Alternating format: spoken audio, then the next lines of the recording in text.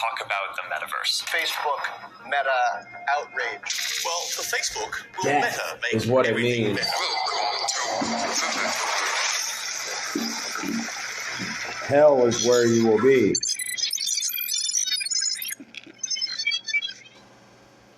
So let's talk about the metaverse, because I'm really fascinated by this decision of Facebook to change the name of Facebook to Meta,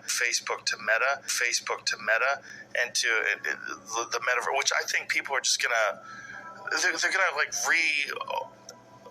they're gonna realize that this is a crazy idea, that you're gonna give your life to some sort of augmented or virtual reality world that's created by a guy who's involved in this company whose algorithms are sowing the seeds of distrust and hate all through. But now we're gonna fucking let him take over what you see and feel, because you're gonna have a new company, and this new company is gonna be virtually reality based, where he reenacted a scene from Black Mirror. Yeah. Well, which is unironically. I know, and you know what makes me a little sad? I think that it's going to happen. You think it's going to happen? Yeah, I think that you and I are of a different generation, dude. I think there are a lot of kids who are growing up in Fortnite world and spend a lot, and I think the pandemic really accelerated this. There are a lot of people who lived online for the entire pandemic, and so for people like me and for people like my parents, not seeing other humans for a long time was actually quite painful and terrible. Like, we actually did want to get out and be with the community and see friends and do that sort of stuff. What if you spend your entire life from the time you're a little kid interacting with screens? What if those screens are getting increasingly sophisticated so that they are interacting with you in ways that humans would? What if you get to be whatever, like, we're a society, we were just talking about this, where you get to be whatever you want to be? What if there's a world where you actually can be and everybody sees you the way you want to be seen? Would you rather live there where you're like rich and good looking and everybody likes you, or would you rather live in the real world where you're disconnected from all of that and you end up with like Ready Player One world? I think it's going to happen. It's as long as it can become indistinguishable from reality, which it will be able to be. It's going to take time, whether it's 5 years or 10 years. If you go back and look at Pong, which was the first game that I ever saw when I was a child, it's ridiculous. It's like the a first white game ball that ever bounces made. across, and you have a straight two line. battles, yep. That's a paddle, and it's the dumbest game that you could never convince a child to play today. They'd be like, "Get out of here with that stupid game."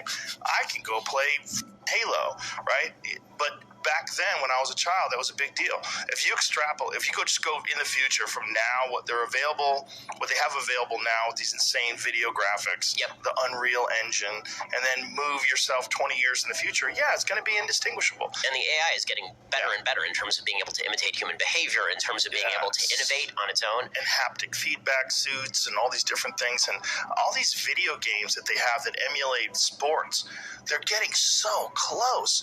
When you watch these basketball games, and the UFC has a game, when you watch these the players, the fighters move around, like, God, it's so close. It's not quite there, but they're getting better and better with each iteration, and it's just a matter of time. And what I wonder is if we are innovating ourselves, and when it comes to this stuff, if we're innovating ourselves out of existence as a civilization. But don't you think that's probably where this goes, no matter what? No, I think then the barbarians come to the gate. I think that's what happens. Really? Because the real world still exists. So if you innovate an entire generation of people, and let's just take this on the most baseline demographic level, none of them get married, none of them have babies.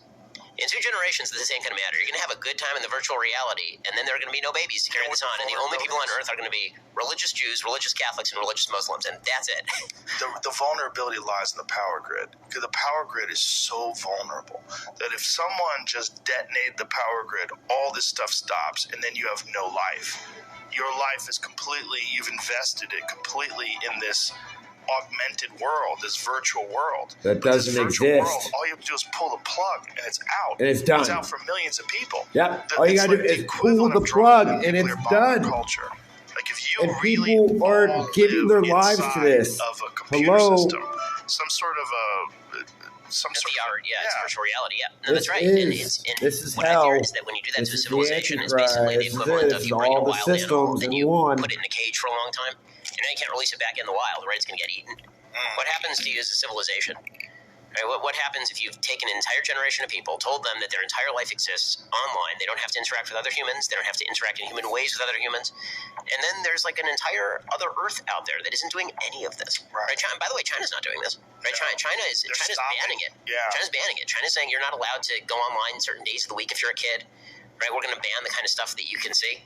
So, in the long run, which civilization is going to be more durable? The one that actually understands the vulnerabilities of human nature, or the one that says, we're going to use those vulnerabilities to make you feel subjectively happier? I think I'm amazed at the level of conditioning. Like, here's what killed me about the pandemic, honestly. Like, what would kill me?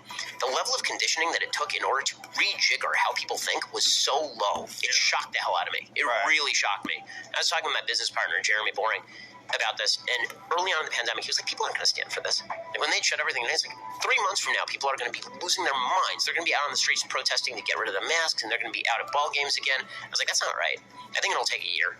We're like a year and a half in, and half the country's still like, oh, what if this just kind of continues? Like, all right, I guess.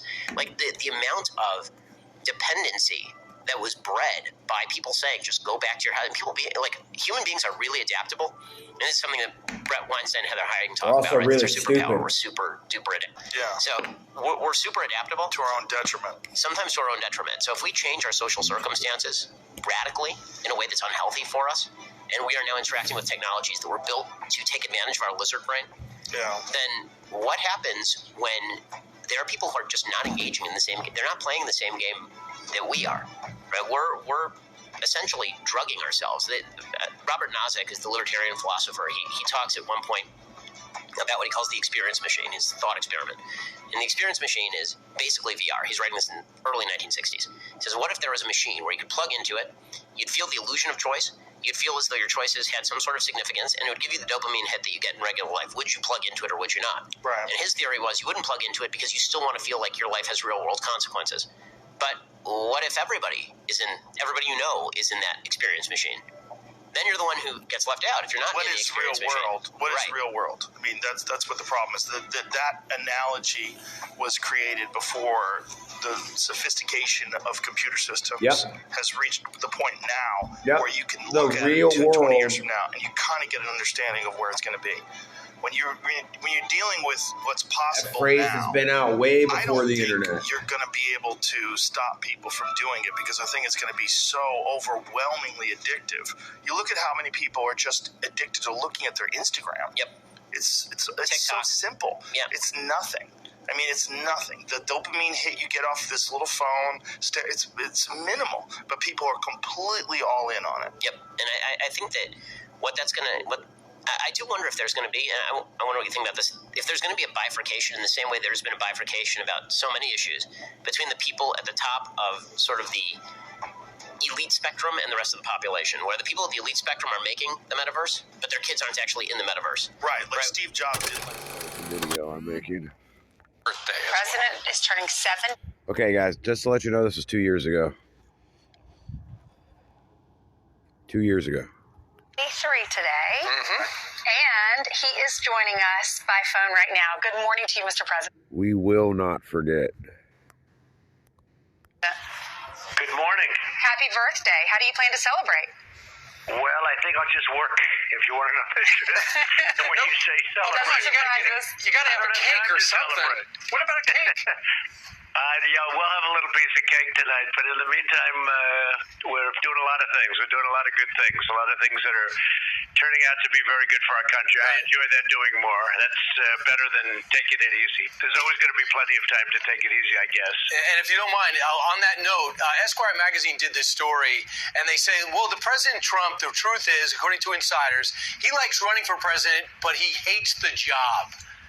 No, I love the job. Well, it's the fake media. They're just so fake. You don't even respond to them anymore. No, I love it because I don't think anybody's accomplished so much in 2.5 years. What we've done. I watched Natalie Harp, that young, beautiful woman who was cancer. They made some kind of a medical mistake a long time ago, and she's lived a tough time. And I watched her. I think she's one of the best guests you've ever had. She was her spirit was so incredible, and it was about right to try. And I got right to try approved. They've been trying to get it for 44 years approved, and they couldn't, and I got it done.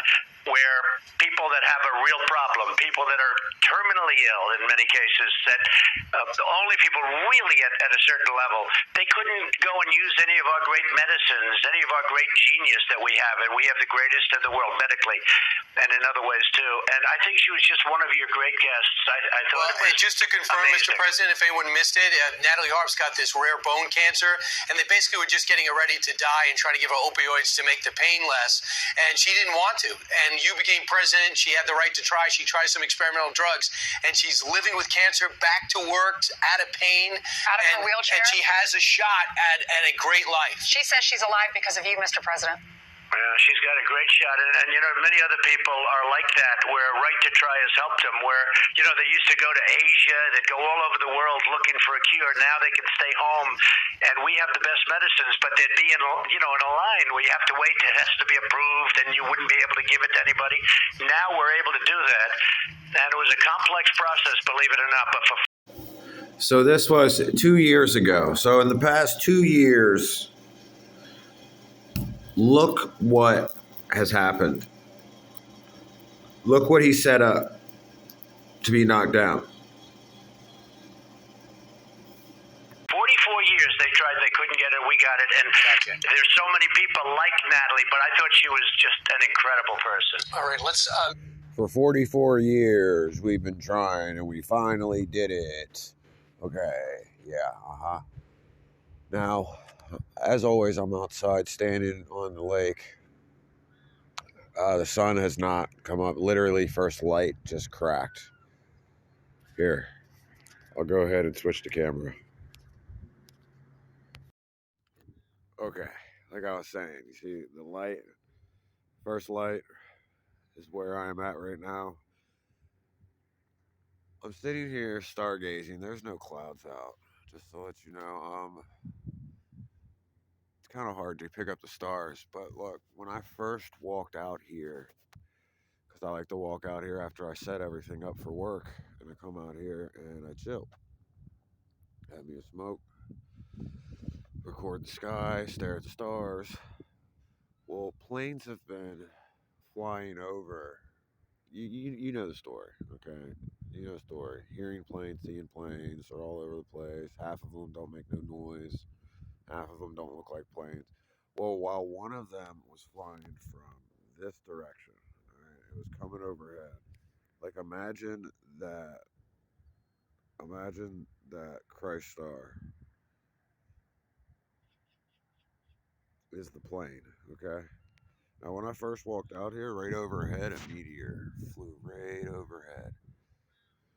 And then I'm watching this plane come from this direction, and as the plane's coming, there's this white dot that's moving like this, really fast. And then as the plane's coming like this, literally the white dot is like this. Stops, starts doing this.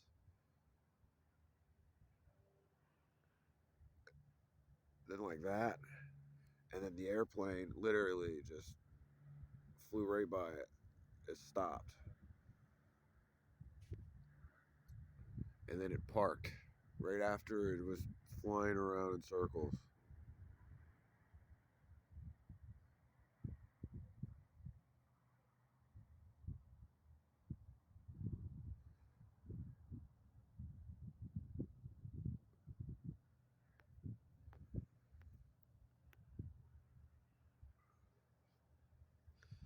I've been waiting to watch one of these white dots hit the brakes and turn or do something, hit the opposite direction or something like that. When I first moved to Florida, me and my brother witnessed that a lot. That's a boat out there on the water, I believe. It should be the guys I let through.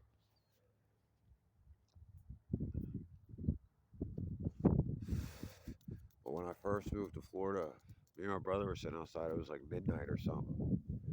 And that's what we saw, one of those white dots. A couple of them flying in the sky. And they would just literally cut the corner, hit a 90-degree angle out of nowhere. And they did that They did that a lot when I first moved here, and then when I really started paying attention to the sky, they stopped doing it. But more white dots fly over my head more than ever now. But they don't really be, hitting the brakes and sliding all around. Who's that, Bryant? Or is that Thomas? I can't tell. It's cold this morning. All right. Get aware. Get safe. Be blessed.